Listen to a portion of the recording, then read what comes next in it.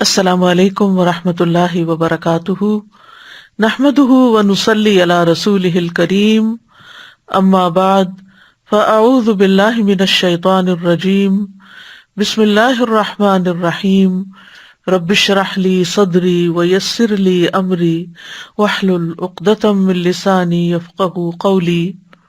من كان يريد حرث الآخرة نزد له في حرثه ومن كان يريد حرث الدنيا نؤته منها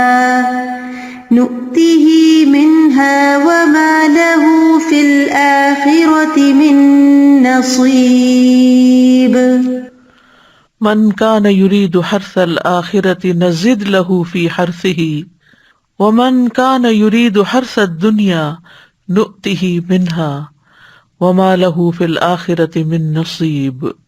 جو کوئی آخرت کی کھیتی چاہتا ہے ہم اس کے لیے اس کی کھیتی میں اضافہ کریں گے، اور جو کوئی دنیا کی کھیتی چاہتا ہے اسے ہم اس میں سے کچھ دے دیں گے، اور آخرت میں اس کے لیے کوئی حصہ نہیں۔ ہم سب جانتے ہیں کہ موت ایک اٹل حقیقت ہے، یہ بات ہم جانتے تو ہیں، لیکن اس کے باوجود ہم اسے سنجیدگی کے ساتھ نہیں لیتے کہ ہم نے مرنے کے بعد دوسری دنیا میں جانا ہے جہاں ہمارے اعمال کا حساب ہوگا۔ اس دنیا میں رہتے ہوئے ہم دنیا کے کاموں اور کامیابیوں کو ہی ترجیح دیتے ہیں، موت کے بعد یہ ساری صورتحال بدل جائے گی۔ انسان کو دنیا کے کسی کام اور کسی کامیابی سے کوئی دلچسپی نہ ہوگی، وہاں ایک ہی بات اس کے لیے نہایت اہم ہوگی کہ اللہ کی ناراضگی سے آج کیسے بچا جائے۔ اس بات کا پچھتاوا زیادہ ہوگا کہ میں نے آج کے اس دن کی تیاری کیوں نہ کی، یہاں کے لیے کچھ سامان کیوں نہ تیار کیا۔ دنیا کی زندگی میں بہت سے لوگ پریشانی کے وقت ساتھ کھڑے ہو جاتے ہیں، لیکن وہاں تنہا اکیلے ہی ساری صورتحال کا سامنا کرنا ہوگا۔ عقل مند وہ ہے جو آج کے دن میں کل کی تیاری کرے، جو کام بھی کرے اسے آخرت کو مد نظر رکھتے ہوئے کرے۔ آخرت کا چاہنے والا ہر کام آخرت کی نیت سے ہی کرے گا، اور دنیا کا پرستار دنیا ہی کے لیے، جبکہ یہ ایک حقیقت ہے کہ آخرت کا ثواب دنیا کے بدلے سے بہتر ہے۔ آئیے ہم اپنا جائزہ لیتے ہیں کہ ہماری بھاگ دوڑ کس مقصد کے لیے ہے، کس نیت کے ساتھ ہے۔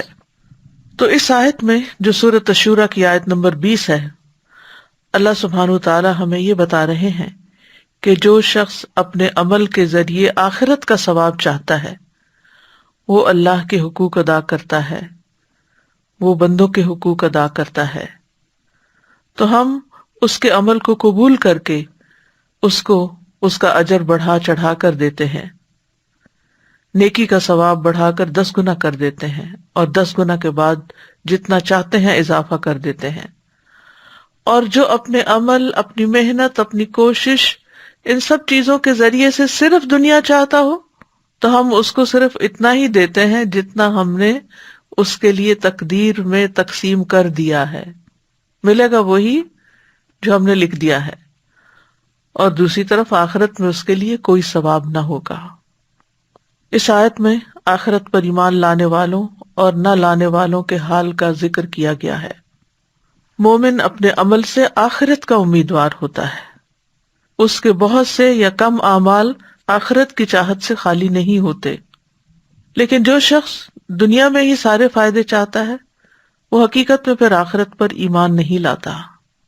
قشیری کہتے ہیں ظاہری طور پر یہ آیت کافر کے بارے میں ہے، دنیا اس کے لیے وسیع ہے تو ضروری ہے کہ یہ بات اس کو دھوکے میں ڈال دے، کیونکہ دنیا تو باقی رہنے والی نہیں۔ تو فرمایا من کان یرید حرث الآخرۃ نزد لہ فی حرثہ، جو کوئی آخرت کی کھیتی کا ارادہ کرتا ہے۔ حرث لغت میں مصدر ہے، اس کا معنی ہوتا ہے زمین میں بیج ڈالنا، کچھ بونا، تاکہ وہ کھیتی اگائے جو لوگوں کو فائدہ دے۔ اور یہاں اس سے اس کے اعمال کے اثرات اور اس کے نتائج مراد ہیں، ان کو بیجوں کے ثمرات کے ساتھ تشبیہ دیتے ہوئے کھیتی کہا، یعنی اعمال کے اثرات اور نتائج مراد ہیں۔ حرث سے مراد کیا ہے؟ جو انسان کوشش کرتا ہے اس کا نتیجہ۔ تو من کان یرید حرث الآخرۃ، جو شخص آخرت کی کھیتی چاہتا ہے، یعنی اپنے عمل کا بدلہ آخرت کے ثواب کی شکل میں چاہتا ہے، اللہ کی رضا کا ارادہ رکھتا ہے، اللہ کے دیدار کا ارادہ رکھتا ہے، تو اللہ سبحانہ تعالیٰ انہی اعمال کو جن کا بدلہ دنیا میں بہت تھوڑا ملتا، وہ آخرت کے لیے کئی گنا بڑھا کر زیادہ عطا کرتا ہے۔ اور آخرت کی کھیتی کی اچھائی یہ ہے کہ وہ ایسی کھیتی ہے جس کو کئی گنا زیادہ بڑھا دیا جاتا ہے اور اس میں برکت رکھی گئی ہے، اور اس کے اثرات اور افادیت اس کے مالک کے لیے باقی رہتے ہیں، دنیا کی کھیتی کے برعکس۔ کیونکہ دنیا کی کھیتی میں برکت نہیں دی جاتی، نہ اس میں کئی گنا اضافہ کیا جاتا ہے، نہ ہی دنیا کی کھیتی اپنے مالک کے لیے قائم رہتی ہے، اور موت آنے کی صورت میں یہ اپنے مالک سے ختم ہو جاتی ہے، یعنی ملکیت بھی ختم ہو جاتی ہے انسان کی، اور تمام کی تمام دنیا آخرت کے آنے پر ختم ہو جاتی ہے۔ تو حقیقت یہ ہے کہ دنیا میں انسان جتنی بھی محنت کر لے، ملنا اس کو وہ ہے جو اس کے نصیب کا ہے، اور اگر اس کے نصیب میں بہت بھی لکھا ہے تو بھی آخرت کے مقابلے میں وہ بہت قلیل ہے، کیونکہ والآخرۃ خیر وابقیٰ، آخرت بہتر بھی ہے اور باقی رہنے والی بھی ہے، اور دنیا حقیر تر ہے اور ختم ہو جانے والی ہے۔ تو من کان یرید الحرث الآخرہ نزد لہ فی حرثہ، نزد لہ ہم زیادہ کر دیتے ہیں اس کی کھیتی میں، یعنی اس کے نتائج میں۔ مراد کیا ہے؟ یعنی اس کو مزید عبادت کی توفیق بھی ملتی ہے، اطاعت میں آسانی بھی ملتی ہے، خیر و بھلائی کے کام اور زیادہ وہ کرتا چلا جاتا ہے۔ اور ایک قول یہ ہے کہ آخرت کی کھیتی سے مراد اطاعت کے کام ہے، یعنی جو اطاعت کا کام کرتا ہے اس کے لیے ثواب بھی ہے۔ اور ویسے بھی کہتے ہیں نا کہ ایک نیکی دوسری نیکی کو دعوت دیتی ہے۔ جب انسان ایک اچھا کام کرتا ہے تو اس کو اس میں ایک خاص لطف آتا ہے، اور پھر وہ مزید اور کرنا چاہتا ہے اور کرنا چاہتا ہے، اور اس طرح اللہ سبحانہ تعالی آخرت کے ساتھ ساتھ اس کو دنیا کے بھی کچھ فائدے دے دیتا ہے، لیکن اس کو نیکیوں کی مزید توفیق عطا فرما دیتا ہے، یعنی اس کے لیے خیر کے دوسرے دروازے کھل جاتے ہیں، اس کو کئی دوسرے نیک اعمال کی راہیں مل جاتی ہیں جو وہ پہلے نہیں کر رہا ہوتا، اور جتنا جتنا جس کا اخلاص ہوتا ہے اس کی کھیتی اتنی ہی زیادہ پنپتی ہے۔ لیکن یہ توفیق کس کو ملتی ہے؟ اسی کو جس کا ارادہ بہت مضبوط ہوتا ہے، جو صرف آرزو نہیں کرتا، عمل بھی کرتا ہے، کیونکہ جو آخرت کا ارادہ کرتا ہے اس کو اس کے لیے پھر اتنی ہی کوشش بھی کرنی چاہیے۔ وَمَنْ كَانَ يُرِيدُ حَرْثَ الدُّنْيَا نُؤْتِهِ مِنْهَا، اور جو دنیا کی کھیتی چاہتا ہے، یعنی اپنی محنت کا نتیجہ دنیا میں پھلتے پھولتے دیکھنا چاہتا ہے، تو ہم اس کو بھی اس میں سے دے دیتے ہیں، لیکن دنیا میں جتنا ملے گا وہ دنیا کی حیثیت کے مطابق ہی ہوگا، یعنی جو دنیا میں اس کے نصیب میں لکھا گیا ہے وہ اس کو مل جاتا ہے، لیکن آخرت میں وہ خسارہ اٹھائے گا۔ اس کے برعکس جو آخرت کے لیے کوشش کرتا ہے اس کو دنیا پہ مل جاتی ہے، لیکن آخرت میں جو اس کا حصہ ہے وہ کئی گنا زیادہ ہو کر مل جاتا ہے۔ پھر اسی طرح اس کا یہ معنی بھی کیا گیا ہے کہ جو اپنے عمل کے ذریعے دنیا کی خواہشات کو حاصل کرنے کا ارادہ رکھتا ہے تو ہم اس کو اتنا ہی دے دیتے ہیں جتنا ہم نے اس کے لیے دنیا کے ساز و سامان اور زینتوں میں سے مقدر کیا ہوتا ہے، کیونکہ اس کی غرض و غایت اور مقصود صرف دنیا تھی، اس نے آخرت کے لیے کچھ نہیں کیا تھا، نہ آخرت کے ثواب کی امید لگائی تھی، اور نہ ہی آخرت کے عقاب سے کوئی اسے ڈر ہوا تھا۔ قتادہ کہتے ہیں اس کا مطلب یہ ہے کہ ہم اس کو اتنی مقدار میں دیتے ہیں جتنا اللہ نے اس کے لیے تقسیم کیا ہوتا ہے، جیسا کہ اللہ تعالیٰ کا فرمان ہے عجلنا لہ فیہا ما نشاء لمن نرید، ہم اس کو اس میں سے جلدی دے دیں گے جو چاہیں گے اس کے لیے، نؤتیہ منہا، تو اس میں سے اس کو دے دیں گے، یعنی جو وہ طلب کرتا ہے، جو وہ چاہتا ہے اس میں سے کچھ اس کو یہاں مل جائے گا، لیکن جو آخرت چاہتا ہے تو وہ کلن نمد ہؤلاء وہؤلاء من عطاء ربک، ہم ہر ایک کی مدد کرتے ہیں، ان کی بھی اور ان کی بھی، دنیا کے چاہنے والے کی بھی اور آخرت کے چاہنے والے کی بھی۔ وما لہ فی الآخرۃ من نصیب، اور آخرت میں اس کا کوئی حصہ نہ ہوگا. یعنی جس طرح ایک اچھی نیت رکھنے والے مومن کو اپنے اعمال کا آخرت میں کئی گنا بڑھا چڑھا کر بدلہ ملے گا، اس شخص کو جس نے صرف دنیا کے لیے کام کیا، جس کے پاس ایمان نہیں تھا یا ایمان کا دعویٰ وہ کرتا تھا لیکن نیت ساری دنیا ہی کے فائدوں پر تھی، تو اس کو وہاں پر کچھ بھی نہیں ملے گا، کیونکہ نہ اس کی کوشش آخرت کے لیے نہ اس کی نیت آخرت کے لیے. اور اس طرح آخرت میں کوئی نصیب نہیں، یعنی اس کا جنت میں کوئی حصہ نہیں. آخرت میں محرومی کی وجہ کیا ہے؟ کیونکہ وہ آخرت کے لیے کام نہیں کرتا تھا. ایک اور جگہ پر آتا ہے وَقَدِمْنَا إِلَىٰ مَا عَمِلُوا مِنْ عَمَلٍ فَجَعَلْنَاهُ هَبَاءً مَنْثُورًا، اور ہم اس کی طرف آئیں گے اور جو انہوں نے کوئی بھی عمل کیا ہوگا تو اسے بکھرا ہوا غبار بنا دیں گے. یعنی وہ لوگ بھی جو دنیا چاہتے ہیں، محنت بھی کرتے ہیں، عمل کرتے ہیں، کھیتی باڑی کرتے ہیں، زراعت کرتے ہیں، لیکن وہ انہیں وہاں کوئی فائدہ نہ دے گی. کھیتی کی مثال دینے میں ایک حکمت بھی ہے. اس لفظ پر اگر آپ غور کریں تو آپ کو سمجھ آئے گی کہ کھیتی کرنے والا اپنی کھیتی میں اور کاشتکاری میں اور شجرکاری میں ہلکان ہو جاتا ہے. وہ نہ دن دیکھتا ہے نہ رات دیکھتا ہے. دن کے وقت سخت دھوپ میں کام کرتا ہے، راتوں کی نیند قربان کر کے سخت سردیوں میں رات کے وقت کھیتوں کو پانی لگا رہا ہوتا ہے. کیوں؟ اس لیے کہ اس کو اس کھیت سے غلے اور پھل کی توقع ہوتی ہے، امید ہوتی ہے کہ یہ کھیتی کچھ فائدہ لائے گی. تو چونکہ زمین میں ہل جوتنا کھیتی کرنے میں کمائی کے بنیادی اصول میں سے ہے، تو ہر کمانے کے لیے پھر یہ بطور استعارہ استعمال کیا گیا ہے. اسی سے ابن عمر کا فرمان ہے، آپ دنیا کی کھیتی اس طرح کریں گویا آپ نے ہمیشہ زندہ رہنا ہے، اور آخرت کے لیے اس طرح عمل کریں جیسے کل ہی آپ کو موت آنی ہے. یعنی اگر آپ ایک دن دنیا کی کھیتی نہیں کریں گے تو آپ کہیں گے کہ کل بھی وقت مل جائے گا، لیکن آخرت کے لیے فوری عمل کریں کیونکہ ہو سکتا ہے کل وقت نہ ملے. اسی سے نام حارث ہے. حارث کہتے ہیں کسان کو، تو کسان کو اس کے اس عمل کی وجہ سے یہ نام دیا گیا ہے. اسی طرح انسانوں میں سے بھی نام حارث رکھا جاتا ہے، اور یہ ایک سچا اور اچھا نام ہے. نبی صلی اللہ علیہ وسلم نے فرمایا عبداللہ اور عبد الرحمن سب سے بہترین، اور حمام اور حارث سب سے سچے نام ہیں، جبکہ بدترین نام حرب اور مرہ ہیں. حرب کہتے ہیں جنگ کو اور مرہ کہتے ہیں کڑوے کو. تو زمین سے کیا ملتا ہے انسان کو، کیا نکلتا ہے اس کے لیے؟ جتنی وہ محنت کرتا ہے، جتنا وہ اپنی پوری کوشش کے ساتھ ساتھ اپنے ذہن کے ساتھ ساتھ سوچ سمجھ کر اس میں وقت کے آنے پر مناسب موسم پر وہ کھیتی لگاتا ہے. تو دنیا اور آخرت کے ثواب کے حوالے سے لوگوں کی کچھ قسمیں ہیں. نمبر 1، عبادت کو بغیر ثواب کے کرنے والے. یعنی کچھ لوگ ایسے ہیں کہ جو عمل کرتے ہیں، نماز روزہ کرتے ہیں، حج زکوٰۃ بھی کرتے ہیں، علم بھی حاصل کرتے ہیں، لیکن ان کے دل میں ان ساری کوششوں کی یہ خواہش نہیں ہوتی کہ اس کا ہمیں آخرت میں بدلہ ملے. نیت کے بغیر ہی کر رہے ہیں. نماز ہے تو مشینی طور پر پڑھے جا رہے ہیں، زکوٰۃ ہے تو چونکہ زکوٰۃ فرض ہے اس لیے دینی ہے، دے دیا، لیکن ان کی نیت اور ارادہ نہیں ہوتا پیچھے کوئی کہ ہمیں اس کا آخرت میں ثواب ملے.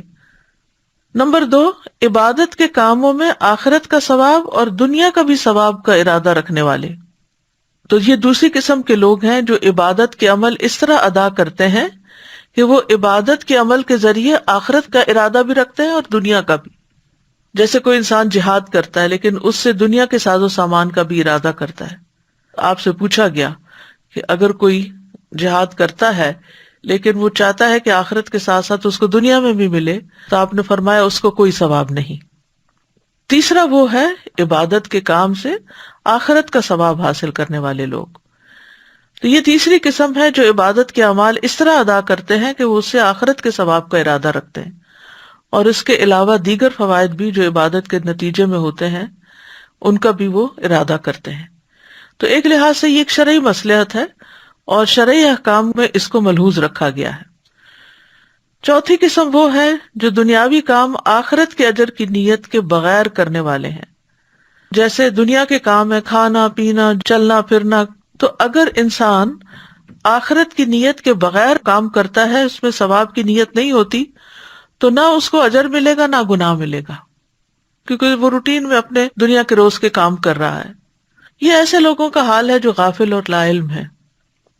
پانچویں قسم کے لوگ وہ عقل مند ہیں کہ جو مباح کاموں کو بھی آخرت کی نیت سے کرنے والے ہیں۔ کھانا کھا رہے ہیں لیکن اس میں بھی ان کی نیت اچھی ہے، گھر کے کام کاج کر رہے ہیں، جاب کر رہے ہیں، محنت مشقت مزدوری کر کے اپنے بیوی بچوں کے لیے کما کے لاتے ہیں، لیکن اللہ کی رضا کے لیے کہ اللہ نے ہم پر یہ ذمہ داری ڈالی ہے، تو ان کا وہ کام چاہے وہ پیورلی دنیا کا کام کیوں نہیں، اس پر بھی ان کو اجر ملے گا، کیونکہ انہوں نے یہ سب کچھ اللہ کی رضا کے لیے کیا اور آخرت میں اجر پانے کے لیے کیا۔ وہ سوتے بھی ہیں تو اس لیے تاکہ ان کی تھکاوٹ دور ہو اور وہ زیادہ سے زیادہ اچھی عبادت کر سکیں۔ وہ جسمانی ورزش کرتے ہیں، ایکسرسائز کرتے ہیں تاکہ وہ اطاعت کے کاموں پر قوت حاصل کر سکیں۔ تو بات یہیں پر آ کر رکتی ہے کہ جیسی نیت ویسا ہی پھل ہوگا، جو ارادہ ہوگا، جس کے لیے کر رہے ہیں وہی سامنے آئے گا۔ ایک اور اعتبار سے بھی لوگوں کی تقسیم ہے، وہ کیا ہے؟ دنیاوی فائدوں کے حصول کے لیے نیک کام کرنے والے لوگ، یعنی بظاہر نیک کام کر رہے ہیں، مثلا تسبیح پڑھ رہے ہیں، ذکر کر رہے ہیں، لیکن مقصد کیا ہے؟ دنیا میں کچھ مل جائے اس کا۔ نماز اس لیے پڑھ رہے ہیں تاکہ ان کی ایکسرسائز ہو جائے، روزہ اس لیے رکھ رہے ہیں کہ ڈائٹنگ ہو جائے، حج پہ اس لیے جا رہے ہیں کہ ہالیڈیز ہو جائیں، یا اس کے علاوہ بھی جو بھی وہ نیک کام کرتے ہیں اس کے پیچھے وہ دنیا کا کوئی فائدہ سوچ لیتے ہیں، چلو کر لیتے ہیں، نیک کام ہی ہے نا، تو اس کا یہ اور یہ اور یہ فائدہ ہو جائے گا۔ تو بہت سے لوگ اللہ کی رضا حاصل کرنے کے لیے نیک کام کرتے ہیں، جیسے نماز ہے، صدقہ ہے، صلہ رحمی ہے، احسان کرنا ہے، ظلم چھوڑ دینا، لیکن وہ ان کے ذریعے آخرت کا ثواب حاصل کرنے کی نیت نہیں کرتے، بلکہ اس کے بدلے میں چاہتے ہیں کہ اللہ اس کے مال کی حفاظت کرے۔ یعنی نماز کیوں پڑھتے ہیں؟ تاکہ اس کی دن بھر حفاظت رہے، یا یہ کہ ذکر اذکار تسبیحات کر کے کام شروع کریں تاکہ مال بڑھ جائے، برکت ہو بزنس میں، یا اس کے اہل و عیال کی حفاظت ہو۔ وہ اپنے عمل سے جنت کو پانے یا جہنم سے فرار حاصل کرنے کا کوئی ارادہ نہیں رکھتے۔ اس آدمی کو دنیا میں اس کا اجر و ثواب دے دیا جاتا ہے، لیکن آخرت میں اس کا کوئی حصہ نہیں۔ اور یہ وہ قسم ہے جس کو ابن عباس رضی اللہ عنہ نے بیان کیا ہے۔ نمبر 2، ریاکاری کرنے والے، یہ پہلے سے بھی زیادہ سنگین اور زیادہ خوفناک ہے۔ یہ وہ قسم ہے جسے مجاہد رحمہ اللہ نے اس آیت میں بیان کیا ہے۔ وہ یہ ہے کہ ایک انسان نیک عمل کرتا ہے اور اس کی نیت آخرت کے ثواب کو طلب کرنا نہیں ہوتی، جیسا کہ یہ ہم نے آیت بیان کی، اس کی طرف اشارہ ہے، صرف ریاکاری کرنا مقصود ہوتی ہے۔ تیسرے وہ لوگ ہیں جو نیک اعمال کو دنیاوی غرض سے کرنے والے ہیں، یعنی نیک عمل کرتا ہے انسان اور اس سے مقصد اس کا کچھ مال حاصل کرنا ہوتا ہے۔ مثال کے طور پر حج کرتا ہے تاکہ کچھ مال کما سکے، دنیا حاصل کرنے کے لیے ہجرت کرتا ہے، یا وہ مال غنیمت حاصل کرنے کے لیے جہاد کرتا ہے۔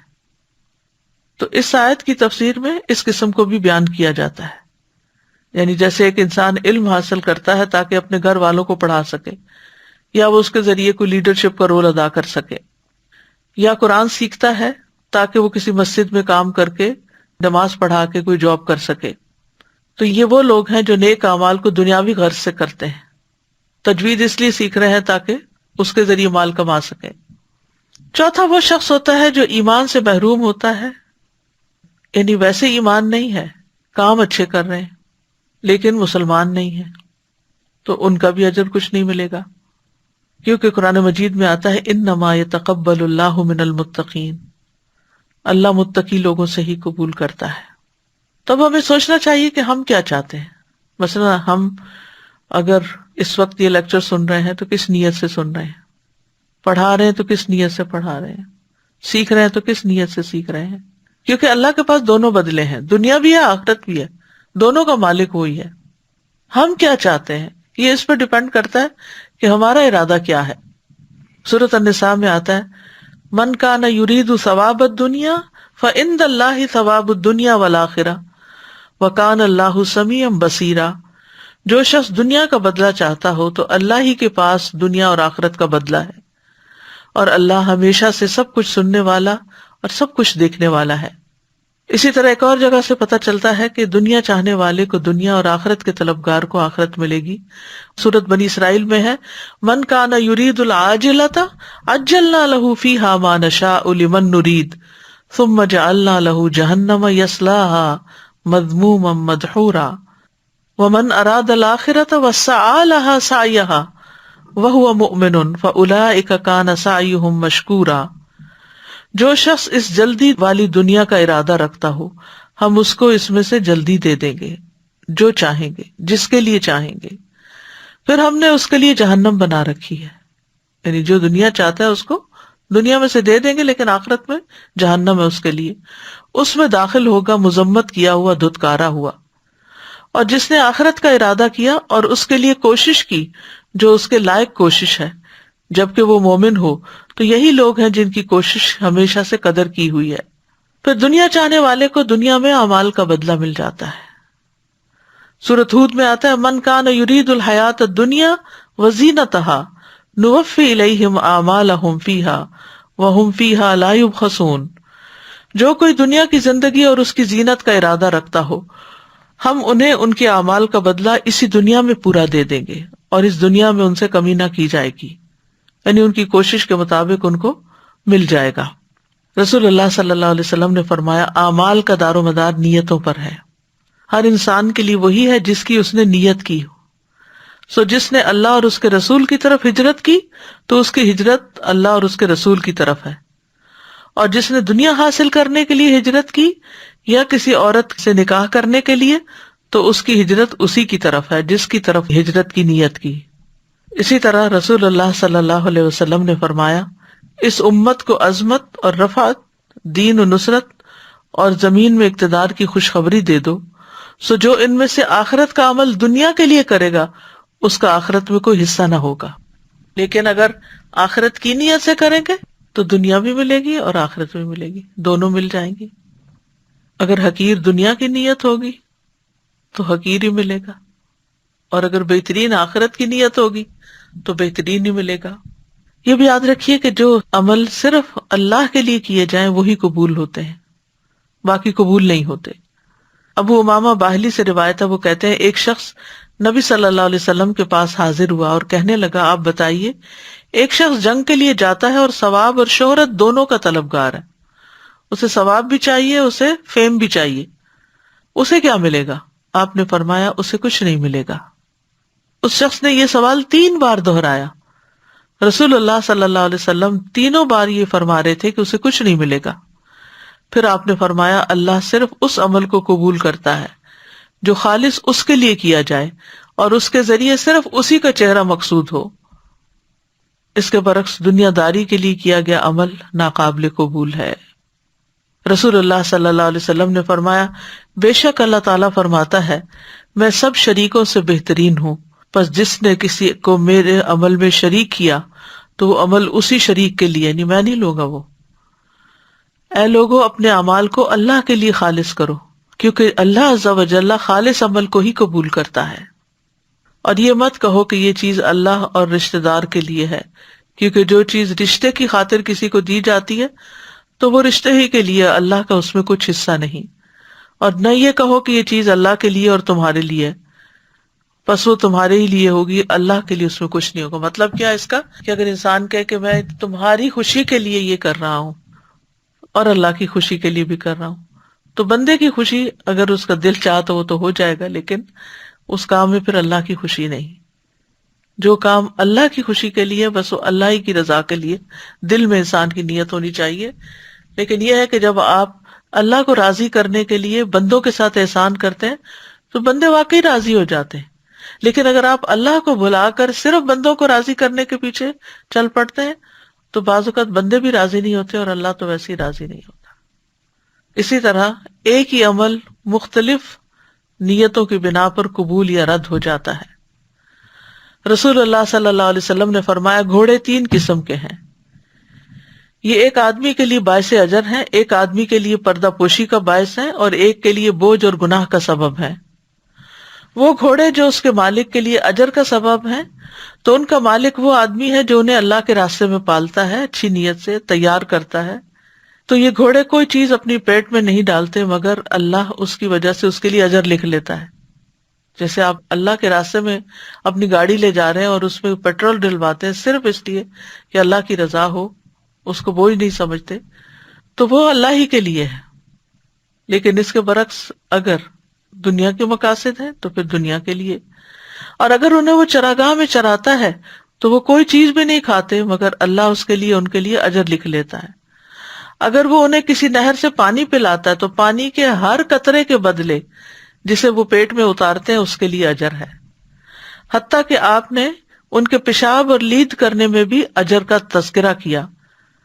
اور اگر یہ گھوڑے 1 یا 2 ٹیلوں کا فاصلہ دوڑیں تو اس کے لیے ہر قدم کے عوض جو وہ اٹھاتے ہیں اجر لکھ لیا جاتا ہے. سبحان اللہ، یعنی اجر کی قسمیں آپ دیکھیں. ایک گھوڑا جو اللہ کے راستے میں آپ نے دیا، پھر وہ کھائے، وہ پیے، وہ پیشاب کرے، وہ چلے دوڑے، وہ کچھ بھی کرے، وہ ایک قطرہ بھی پانی پیے تو وہ پانی پلانے کا بھی اجر آپ کو مل رہا ہے. پانی وہ پی رہا ہے، اجر آپ کو مل رہا ہے. دانا وہ کھا رہا ہے، اجر آپ کو مل رہا ہے. دوڑ وہ رہا ہے، تھک وہ رہا ہے، اجر آپ کو مل رہا ہے. یعنی اس کے ریشے ریشے کے ساتھ آپ کے لیے اجر لگ جاتا ہے. اور اس سے پتہ چلتا ہے کہ اچھی نیت کی برکت کتنی زیادہ ہوتی ہے. اور وہ انسان جس کے لیے باعث پردہ ہے تو یہ وہ آدمی ہے جو انہیں عزت اور شرف اور زینت کے طور پہ رکھتا ہے، اور تنگی آسانی ہر حال میں ان کی پشتوں اور ان کی پیٹھوں کا حق نہیں بھولتا، یعنی ان کا خیال رکھتا ہے. اس کے لیے بھی کچھ نہ کچھ اجر ہوگا. رہا وہ آدمی جس کے لیے وہ بوجھ ہے، تو وہ شخص ہے جو انہیں ناشکری کے طور پر غرور اور تکبر کرنے اور لوگوں کو دکھانے کے لیے رکھتا ہے. تو یہ وہی ہے جس کے لیے گھوڑے بوجھ کا باعث ہے. تو اس سے یہ پتہ چلتا ہے کہ نیت کی خرابی کی وجہ سے بڑے سے بڑے اعمال حقیر ہو جاتے ہیں. نیت کا وبال دجال سے زیادہ خطرناک ہے. ابو سعید سے روایت ہے، وہ کہتے ہیں کہ رسول اللہ صلی اللہ علیہ وسلم ہمارے پاس تشریف لائے. ہم مسیح دجال کا ذکر کر رہے تھے تو آپ نے فرمایا، کیا میں تمہیں ایسی چیز نہ بتاؤں جو میرے نزدیک تمہارے لیے مسیح دجال سے بھی زیادہ خطرناک ہے؟ ہم نے کہا کیوں نہیں؟ تو آپ نے فرمایا، شرک خفی، چھپا ہوا شرک. یہ وہ ہے کہ آدمی نماز پڑھنے کے لیے کھڑا ہوتا ہے، جب اسے معلوم ہوتا ہے کہ کوئی اسے دیکھ رہا ہے تو وہ اپنی نماز کو خوبصورت بناتا ہے. یعنی انسان اکیلے کمرے میں نماز پڑھ رہا ہے اور تیز تیز پڑھ رہا ہے، اتنے میں اس کو محسوس ہوتا ہے کہ کسی نے دروازہ کھولا اور وہ اندر آئے تو بہت اچھی طرح بہت خوبصورتی سے نماز پڑھنے لگتا ہے. یہ وہ شخص ہے جو پبلک میں تو نیک کام کو بڑے اچھے طریقے سے کرتا ہے، لیکن یہی شخص اکیلا ہوتا ہے تو اس کے کام کی کوئی کوالٹی نہیں ہوتی. گویا لوگوں کو دکھانے کے لیے تھا، اللہ کو دکھانے کے لیے نہیں. کیونکہ جو اللہ کو دکھانے کی نیت رکھتا ہے وہ تو تنہائی میں بھی بہترین نماز پڑھے گا. دنیا میں بڑے سے بڑے کیے جانے والے کام اگر آخرت کی نیت سے نہیں تو کچھ بھی فائدہ نہ ہوگا. ابن جدعان اسی طرح ہشام بن مغیرہ صلہ رحمی کرتا تھا، مہمانوں کی میزبانی کرتا تھا، غلاموں کو آزاد کرتا تھا، کھانا کھلاتا تھا. اگر وہ اسلام کا دور پاتا تو مسلمان بھی ہو جاتا. تو ام سلمہ کہتی ہے، میں نے نبی صلی اللہ علیہ وسلم سے کہا کہ کیا یہ اعمال اس کو فائدہ دیں گے؟ آپ نے فرمایا نہیں، وہ تو دنیا کے لیے دیتا تھا اور دنیا میں ہی اس کا چرچا اور اس کی تعریف چاہتا تھا.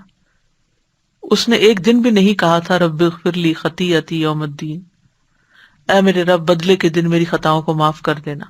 یعنی اس کے ذہن میں آخرت تھی ہی نہیں، آخرت کی کھیتی نہیں تھی، اس لیے اس کو دنیا میں جو ملنا تھا مل گیا، اب وہاں کے لیے کچھ نہیں ہے.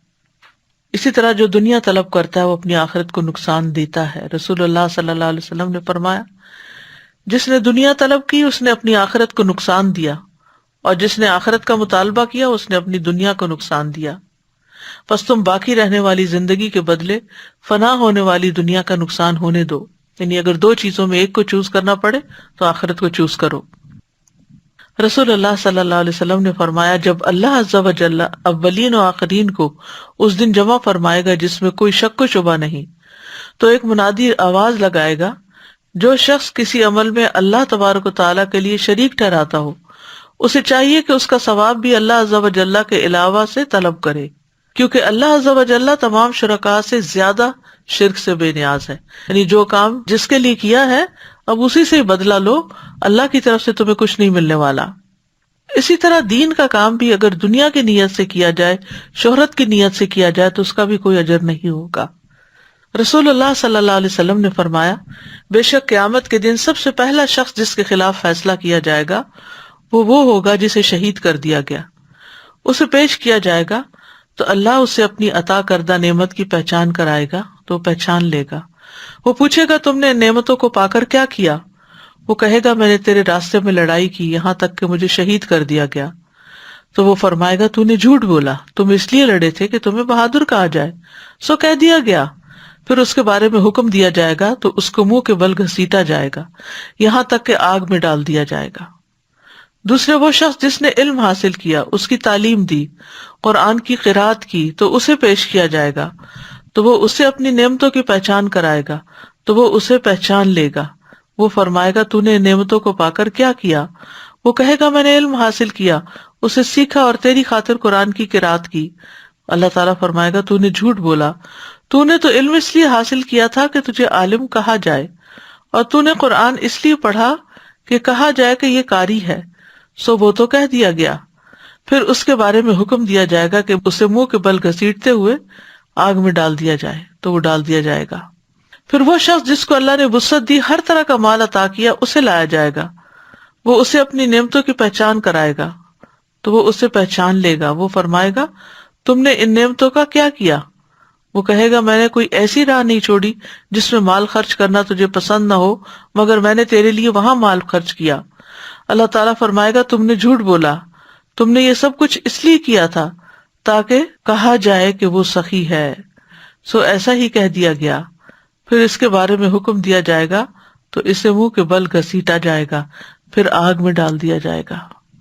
آپ سوچئے کہ وہ لوگ ہیں جو لیڈرز ہیں، جو ٹاپ پر ہیں نیکی کرنے کے، کہ ہر فیلڈ میں انہوں نے صدقہ کیا اور خوب علم حاصل کیا اور سکھایا بھی، اور پھر اللہ کے راستے میں لڑ کے جان دے دی. کسی نے جان دے دی، کسی نے جوانی دے دی، کسی نے عمر دے دی، کسی نے مال دے دیا، لیکن آخرت میں کچھ بھی نہیں ملے گا. وجہ نیت کی خرابی. اسی طرح دنیا کی خاطر علم سیکھنے والے کی سزا ہے. رسول اللہ صلی اللہ علیہ وسلم نے فرمایا من تعلم علما مما یبتغى به وجہ اللہ عز وجل، کہ وہ علم جو اللہ کے چہرے کے لیے حاصل کیا جاتا ہے، جیسے قرآن کا پڑھنا، تجوید ہے، جس نے اسے دنیا کا مال حاصل کرنے کے لیے سیکھا، یعنی پڑھنا شروع کیا تو سوچا کہ اللہ کے لیے پڑھ رہا ہوں، لیکن تھوڑا سا بھی آگے جا کر اپنی نیت بدل دی تو قیامت کے دن جنت کی اس کو خوشبو بھی نہ آئے گی. پھر اسی طرح آپ نے فرمایا علم اس لیے حاصل نہ کرو کہ علماء کے سامنے فخر کرو یا جاہلوں سے تکرار کرو، اور نہ ہی علم سے دنیاوی جاہ کی مجلس تلاش کرو، جو ایسا کرے گا تو آگ ہے، آگ ہے. پھر ریاکاری کا عظیم خسارہ ہے. رسول اللہ صلی اللہ علیہ وسلم نے فرمایا جو شخص شہرت کا طالب ہو اس کی بدنیتی قیامت کے دن سب کو سنائی جائے گی. اس طرح کہ جو کوئی لوگوں کو دکھانے کے لیے نیک کام کرے گا، اللہ بھی قیامت کے دن ان کو سب لوگوں کو دکھلا دے گا. پھر اسی طرح دنیا اور آخرت کا اگر کمپیریزن کیا جائے تو آخرت ایک اٹل حقیقت ہے. آخرت کے مقابلے میں دنیا کی حقیقت کیا ہے؟ سورۃ النساء میں آتا ہے قل متاع الدنیا قلیل والآخرۃ خیر لمن اتقی، کہہ دو کہ دنیا کا سامان بہت تھوڑا ہے اور آخرت اس کے لیے بہتر ہے جو تقوی اختیار کرے.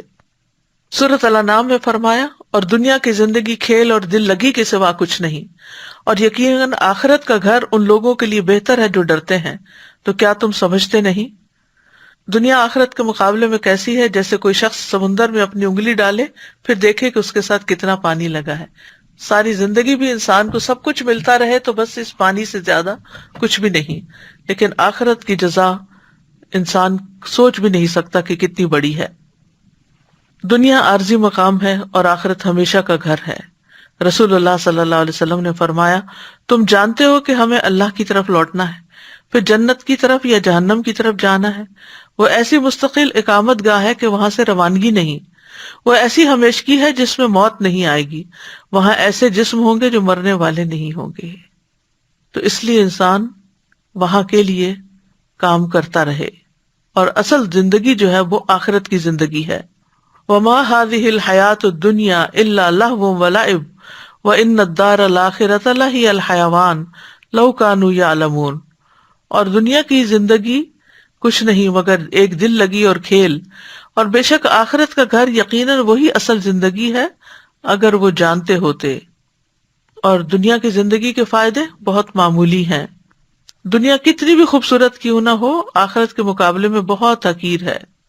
لیکن ان سب باتوں کے باوجود ہم آخرت کو اتنی امپورٹنس نہیں دیتے.